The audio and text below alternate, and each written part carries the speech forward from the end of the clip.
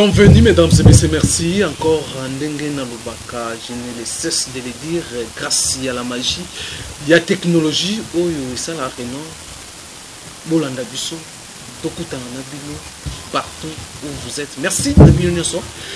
Merci Nandenge Bopesaka, toujours confiance dans votre Congo, Kobozo Basango Yamboka, surtout Basango ya politique Yamboka na biso. Voilà les lots une fois de plus, toujours. Alors Tobeta Kaka toujours ma solo, il y a politique, l'actualité est à dominer, toujours une promulgation, il y a loi, il y a répartition, il y a bas siège, où il y a chef de l'État où tu peux promulguer loi, mais OIF aïe pour à ça la audit en retard. Tokosolo la masolo, ananyoso tokosolo masolo, Italie polémique autour, il y a Dauphin, il y a Joseph Kabila. Même na opposition baza kosenga Dauphin na majorité kuna balobi Dauphin azali bientôt là juin tokomona Dauphin ya Joseph Kabila oyo pona bango baza ko assurer les élections bien que na ngambo ya opposition ba doute comme fort que les élections au ekozala na date prévue. Il y a calendrier, il y a CENI, la diaspora congolaise, d'où est commis, pour bazala enrôler, participer à l'élection. Est-ce qu'il y a un côté et que tirer les choses à la longueur de l'élection qui est en 2019, plusieurs questions d'actualité, en tout cas sans plus tarder, tout ça Maman Thatcher ou sa présidente ya Radeco ou tokosola na toyeba point de vue analyse ni nazo sala ou boyebi maman patriote akobetela biso masolo asala biso ba analyse en tout cas sans plus tarder mbote maman patriote Thatcher Lusamba mbote ndeko. Oui maman Thatcher ça fait vraiment longtemps to monanité le tozongi po to beta masolo ya mboka ndenge nini Radeco eza kotambola. Surtout, tokomina dans la période préélectorale où il y a suscité la réaction bien que tous bazo douter bino bazo tambola ndenge nini bazo préparer l'élection ndenge nini ndeko élection nde loko yo tozo loka tozo me préparer en conséquence que tous à la représenter bisope na niveau nyonso. Ndengo wuti koloba makambo oyo ya ba siège ndenge zoleka na mboka eloko d'abord nazo bandela sans koloba nanu ya OIF eloko na ba enrôler e bimi esika ba boma batu esika batu bakima. Mais au côté enrôlement, ezali kolo. Et si kabatu bazali, baza conscient, qui ezali, ba enrôlé, baza moke. Bandela nano eloko wana. Est-ce que vous comprendre d'abord oyezoleka? Tango soki otali okokamwa. Tango ba village batumba bakenda, mais les enrôlés baleki ebele na ba oyo bakufi tolo baba seku 2 fois chaque ebembe komi 3 fois po tala ke ba enrôler ba komi ebele ezamawa ba point ya liboso point ya mibale ndengo zolo ba OIF aye basi ba promulguer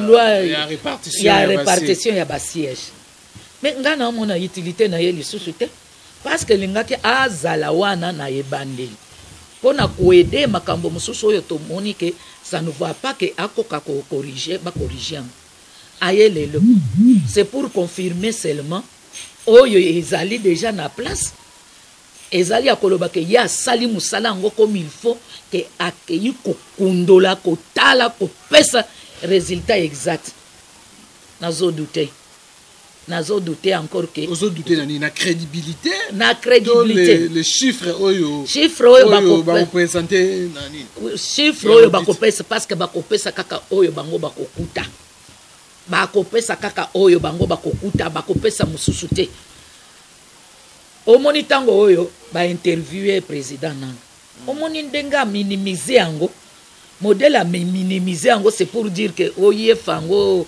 eloko nini toloba akozala kaka ndenge moko akondima kaka oyo ya bango et en plus ayaki na retard point d'interrogation tosala nini asi aye na retard tokobandela zéro non tokokende liboso oui avec quoi avec point d'interrogation na kati ya moto. Voilà, alors maintenant, tout le monde est chef de l'État. M. Joseph Kabila a promulgué loi selon un chronogramme. Il y a calendrier, il y a signe.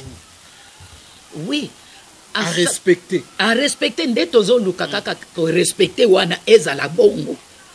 Ezala bongo. Et comme ateke ba contrainte mususu kanisa tango to solola kana yo la fois passée. Ba contrainte yo ya nanga a evokaka. Est-ce que en janvier. Est-ce que ba contrainte non so wana est-ce que ici et kokisami asia a kokisi yango ou bien zo présister yango. Nde eloko kotuna question. Oui, respecter le calendrier c'est très bien. Et qu'on le fasse comme ça, c'est bien. Mais toyo kalisoste ba contrainte mususu ezo présister wana ekokoma likambo mususu. Mais na soki OIF abimisi ba résultat mususu ba chiffre mususu eza identique tena oya seni na audit ya sala wana. Est-ce que il va compromettre encore processus électoral? Tozela totika le temps autant oyebi ke biso atandenge ba lobby. Biso to ezali na ba résultat wana te. Tozanango. Parce que tango yo ozali éligible, tu tiens à telle chose. Au côté que la main croisée, bisika ba oye ya yo bazali ozoto na boye ba pesi pe ya bango résultat yo sangisi bosali. To zapena oya biso to yebi. To zela oye fa loba yaye. Tango koloba nde to koyeba to ko partager bango awa ba lobi lu. Mais voilà comment difficile parce que loi déjà ba promulgango to kende siko na laissons le temps au temps. Laissons le temps pour tirer les choses alors tokoye banani akolinga ko tirer à la longueur parce que oko tirer okoloba ba ko tirer sans que tu aies de preuves et wana koye bana tango wana ke nani alingi asala ko tirer à la longueur et nani a respecté aussi quand il y a l'élément soit ba chiffre ou il faut représenter. C'est ça la question. La grande question c'est ça. Neto kozela parce que ba preuve tango ye akopesa oyaye azana ba preuve sikoyo ba population disons ba éligible nyonso bazapena ba preuve komona bango ndenge bafandi mutu na mutu azapena ndenge asaleli musala na ye azapena yaye oyo ba ye azana ngo résultat bon soki okozala OIF akopesa eza juste okomona bantu ba ko témoigner oyo ngai pe na salaki na ndenge na ngai privé eza boy tango ekozala yango te tokoyebela yango kaka na bino sko radeko position na bino ndenge bomoni OIF ya en retard mais biso to lukaka kaka makambo ezala ya bien oyoki ke biso radeko ce sont des conciliants biso to lingi ko concilier bato ke ba résultat ezala ya bien oyo peuple congolais nyonso alingi biso to za ba démocrate alingaka butu te alingaka bulu yekete alingaka makambo nyonso ezala na kimia na boboto na busolo biso c'est busolo nde tokufelaka biso busolo nde wana tokoloba. Voilà mesdames et messieurs, on continue na ba question d'actualité zebele mama skoto komina tuzana période moko électorale na lobaki ngwa na ka majorité kuna bango pe bazo préparer pour na kobimisa dauphin na bango na ebité yoza sous na ransopte El Kasavu bobo ina yo dénonçant déjà l'émission wa autant blasuna bango to moni ba idée na baona o ayo eza ko trahir Congo, eza ko trahir le peuple congolais donc monaki o se retirer na yo alors bino bozo préparer ndenge nini boza pe na o la kainga boza na structure mo bozo sala est-ce que structure on déjà en place boza déjà na dauphin na bino pe beaucoup présenter to ozo ko se la ça maman to zena sisa to bozo se la l'opposition dans son ensemble bobimisa mon candidat na bino moko na opposition eloko nga na kosenga oyebi na senga ngo kala na senga opposition po tobimisa muntu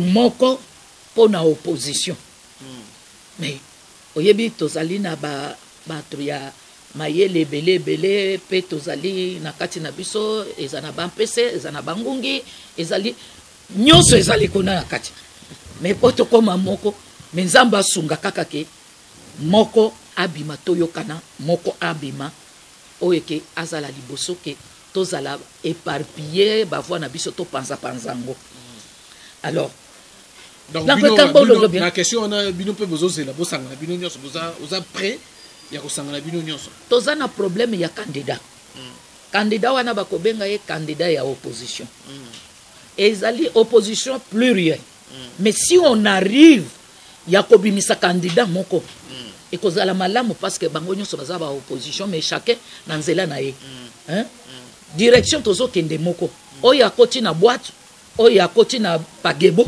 oyo akoti na pirogue mais direction moko nde tolinga na direction moko tozala na moto moko ata ozwi boîte ata ozwi pagebo ata ozwi bateau mais direction na biso eza moko mais tozala kaka na moto moko mais bolinga pe rasop ya kasavu pe kotaka na kati wana ngai yozala non nazoba non à part pona yo ko accepter ba on peut ba ya pe ba ko sanga na susu bien que bon bana ba institution na kati ya place ngai oyo nyos azo défendre peuple congolais oyo azo utiliser la démocratie on est là pour concilier tozali wana pona ko concilier pour que tozala eloko moko maintenant par rapport à la caricature bazo pesa na somme kasavu boza diriger no lenganko yetsa la facile o lenganko ngabe na opposant to ya to sangana premier ministre Chibala mais pourquoi yo zolobela kaka o ya kasavu bien ngai na yebaka ke rassemblement ezala kaka moko ngai na yebi kaka ba opposant bazaka bato moko soki ba divergence ekoti il y a toujours moyen ya kolobake bato wana bafanda bayokana parce que tozali mai eza munene la mer est très vaste oyo azwi boîte oyo azwi pirogue oyo azwi pagebo oyo azwi bateau mais destination libongo ka moko tokende kaka libongo moko na libongo wana nde makambo ekobima oyo peuple azozela okotala oyo azwi boîte nde azali boye oyo azwi pagebo nde azaboye oyo azwi bateau te direction ezaka libongo moko. Alors ba regroupement déjà pour la plateforme électorale salami boni sko ya bino ndenge na loba question nga bino kuna bozosenga opposition bozosenga Dauphin Kabila bima bino pe kuna mais tikana no le kambo na yo ya Dauphin et biso toza na problème ya Dauphin te Dauphin ezalaka na kati ya royaume tozali na kati ya royaume te na royaume nde wana bako préparer Dauphin à remplacer wana parce que ba mususu bazate yende aza destiné mais nous sommes dans une république au sali ya yo oleki mususu aye ata na kati ya libota na yo bakobima 10 bakobima 5 tozali na république pe na démocratie il faut muntu asali accueillir mususu azongi makambo ya Dauphin ezalaka na royaume. Mais nous ne sommes pas dans un royaume. Alors comment se fait-il que les loyautés qui ont Dauphin, c'est faux problème, il y a Dauphin. Il ne faut pas bolobela likambo ya Dauphin. Et Zalakate. Dauphin na république et Zalakate. Na monde atié bosi bo mona place nini. Bozo yebisa bino na république moko ke tozo zela Dauphin. Dauphin Zalakaka na royaume. Royaume. Na ba chef coutumier. Mais pas na république. République au sali ok. Oyo sali malamu oyo sali mabe okeyi mususu aye abakisi libanga na malamu oyo sali a effacer oyo mabe a continuer mais tant oyo osali mabe osali malamu sikoyo mabe na yo wana Dauphin aye a répéter comme mabe wana alors ça change à quoi? Ça ne change à rien. Et alors il faut que na république oyo aye akeyi atie yaye libanga oya leki oya yeko tia ya ye libanga ya Dauphin yo kende ko pona et comme le royaume yo pomna monto fabriquer akoma Dauphin na yo ozo continuer même l'opposition tant bazolo bana posa Dauphin eza lokola bazopesa ba comme si Congo comme royaume na moni opposition oya lobi likambo ya Dauphin te na moni te oya koloba ya Dauphin c'est pour dire que bazela batinda mibeko baloba non opposition atamoko atangi likambo ya Dauphin te. Likambo Dauphin wana ezobimela kaka bino. Dauphin c'est dans un royaume. Mais ce n'est pas dans une république. Il faut koyeba eloko wana. C'est pour le chef coutumier et non pour la République. Donc pour le dauphin ça couper ça parce que non mboke comme non comme au royaume les loto tiens exemple un bourgmestre mandat na yesi balobito tozozela après ce biso dauphin pour remplacer Bokondi Mango dauphin ba fotaka été dauphin ba fotaka été comment vous utilisez dauphin parce que dauphin on a déjà travaillé tout que dauphin à l'élection on a y a kobalaye kaka formalité non pas ça. Nous sommes dans une république. Il faut voir la différence entre au royaume et la république. Voilà, mesdames et messieurs, pour comprendre dauphin, alors Bino Siko Radeco, vous après, vous avez quoi dans l'élection cette année. Par rapport surtout, tout le monde a comme un retard. Il y a Bapesa Imbongo. C'est comme si rien est l'organisé.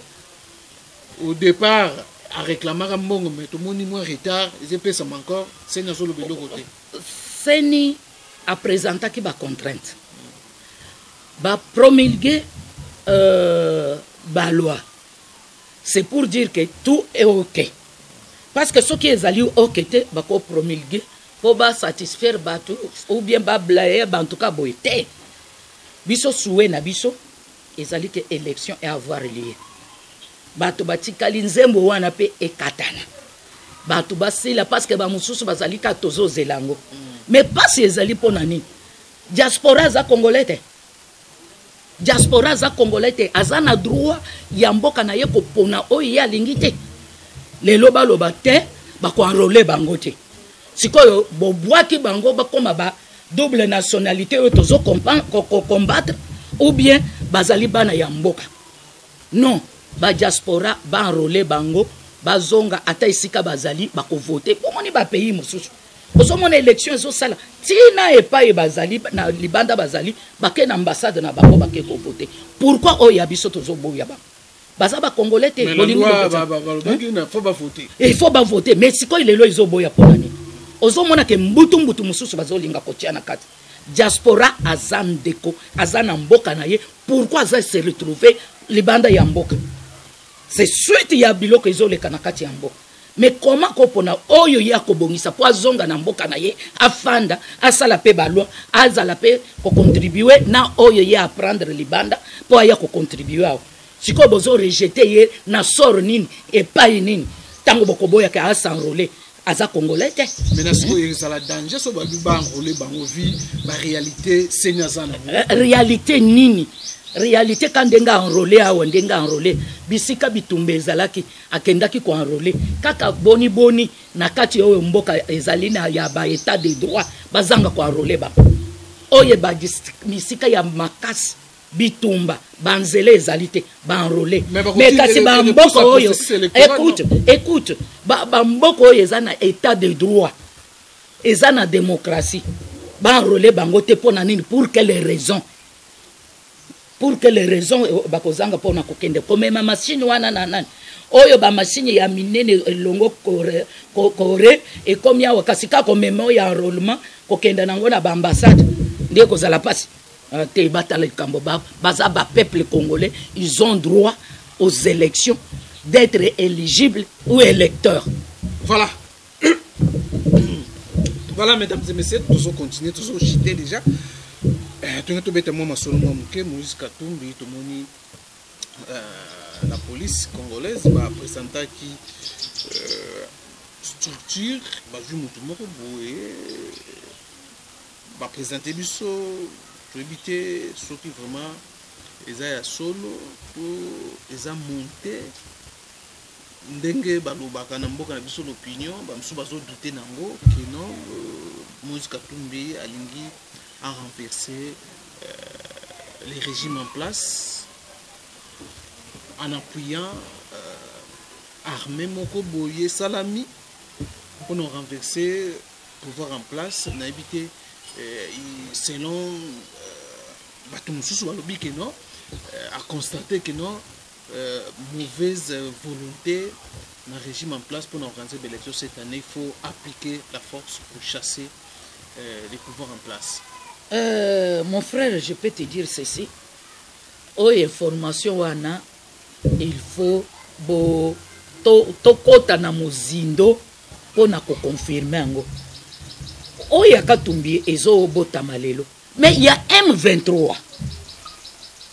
Oyo toyoki balobi basali babota le baba bateli oyo aza la source ya makambo nyonso wana. Tolobeli te to bandela na M23. Entre temps tozo sala enquête na oyo balobi. Il faut tout vérifier. Okolo bali kambo parce que avec on a dit avec les ondits ezalaka bien te. Il faut qu'on ait la preuve. Non, la police a présenté déjà preuve il y a militaire déjà non baza financé par Moïse Katumbi a vérifier tokende ti na suka toyeba ye policier wana babandaki kokuta na wapi na esika bapesi bango il faut toyeba muntu nyonso oyo azosala mpona kodétruire nation tokozala na ye d'accord te mais oyo akosala mpo ke asangisa Congo ndenge Mobutu atikaka unité ya Congo Zaire tokosepela na ye mais tobandela nano ya M23 batu ya M23 batu mususu bazalia batu mususu bazali ba mususu ba protéger bango est-ce que tolobeli M23 sali makambo ebele a bomi a piller tozali wapi biso toza d'accord na montoyo a unifier Congo montoyo a ko placer démocratie mais oyo nyonso akoya po a détruire parce que ba oyo bazokufa bazaba congolais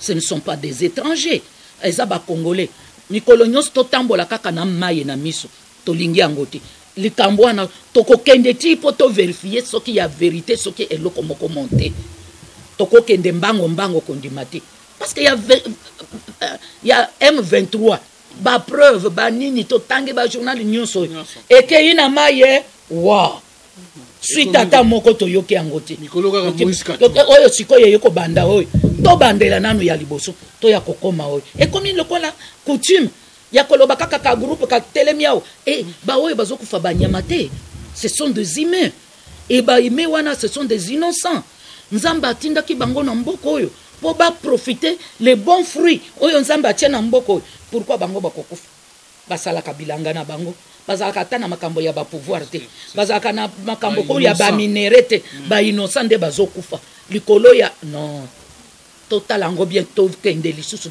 tokokutana na koyebisa yo biso mpe toza na bantu na este toza représenter mon parti est représenté plateforme na biso eza mpe kuna tozokende toyoki yango biso mpe tokoti na zamba toyeba vérité toza bainformation voilà mama tokomi na suka alors po tosilisa na bosana question moko concernant mosala ya sensa lelo tokoloba sensa azosala mosala ne bien to azosala malamu tout le monde a blocage sur blocage, c'est comme si c'est coexistait, ça coexistait. Ndeko journaliste. Tout le monde qui lors il y a inauguration pose il y a Pierre et il y a pose il y a Pierre et inauguré aérodrome nouvel un nouveau comment aérodrome aérogare voilà aérogare il y a Sikabazo ça là tout le monde on répondra un peu rapidement à des questions.